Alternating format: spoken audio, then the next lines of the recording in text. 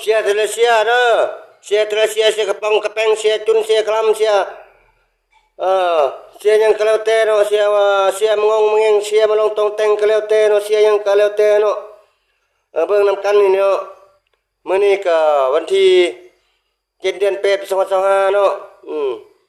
จะมาลองพิสูจน์พระเครื่องอีกเนาะเสียแต่ละเสียเบิ่งนำกันเด้ออันนี้น้ำมันในสั่งเนาะ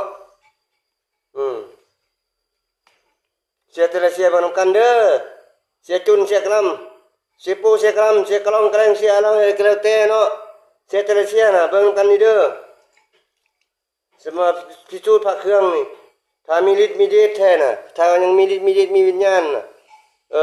ถ้ามันเกียรติมันคมได้นี่ครับเจ้าจะได้มาประชุมบูชาเนี่ยบ่แม่นมาทำลอกทำลายล่ะถ้ามีศักดิ์สิทธิ์มีฤทธิ์มีเดชมีวิญญาณเนาะแม่นให้ไหมเนาะกับเจ้าจุดอยู่ในถ้วยนี่เด้แล้วก็เจ้าไฟจุ่มอยู่ในถ้วยนี่เด้จุดอยู่นอกเนาะครับเจ้าจะเอาไฟลองจุ่มอยู่ในนี่แล้วจะจุดอยู่นอกถ้า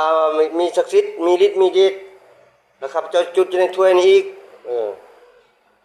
มันถ้าว่ามีฤทธิ์มีเดชมันบ่ให้ไหมถ้าบ่มีฤทธิ์มีเดชแล้วมันให้ไหมทางพระเครื่องเนาะโปราเซียแต่ละเซียน่ะเบิ่งนำกันเด้อ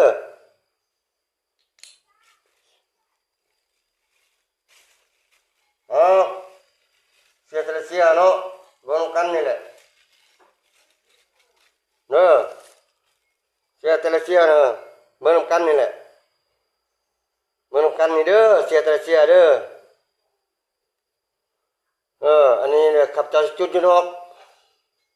เสียแต่ละเสียเบิ่งนำกันเด้อเสียจุนเสียกลำเสียปูเสียกลำเสียมองเมียงเสียอะไรก็แล้วแต่เนาะเบิ่งนำกันนี่สิลองพระเครื่องทามีฤทธิ์มีเดชนี่ครับเจ้าจะได้มาประชุมบูชามาให้เจ้าที่เจ้าทางเปิดทางเปิดหูเปิดตาให้ได้อันนี้ครับจะจุดอยู่นอกเนาะแล้วจะจุดอยู่ในถ้วยอีกเนาะ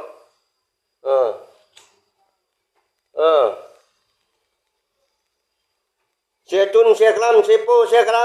ำเสียมงงเงงเสียอะไรก็แล้วแต่เมื่อนำกันนี่เนาะว่าศักดิ์สิทธิ์หรือบ่ศักดิ์สิทธิ์ผ่านหรือบ่ผ่านเนาะบัดนี้ครับเจ้าจุดอยู่ในถ้วยนี่เนาะเสียแต่ละเสียเมื่อนำกันนี่แหละ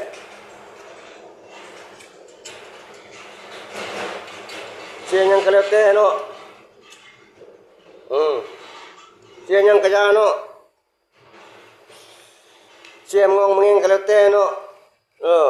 ใส่กระป๋องกระแป้งเสียยังก็แล้วแต่เสียแต่ละเสียเบิ่งนำกันนี่แหละผ่านหรือบ่ผ่านเนาะเสียแต่ละเสียเบิ่งนำกันนี่แหละเสียแต่ละเสียเบิ่งนำกันนี่แหละเด้อผ่านหรือบ่ผ่านเนาะเสียแต่ละเสียเนาะ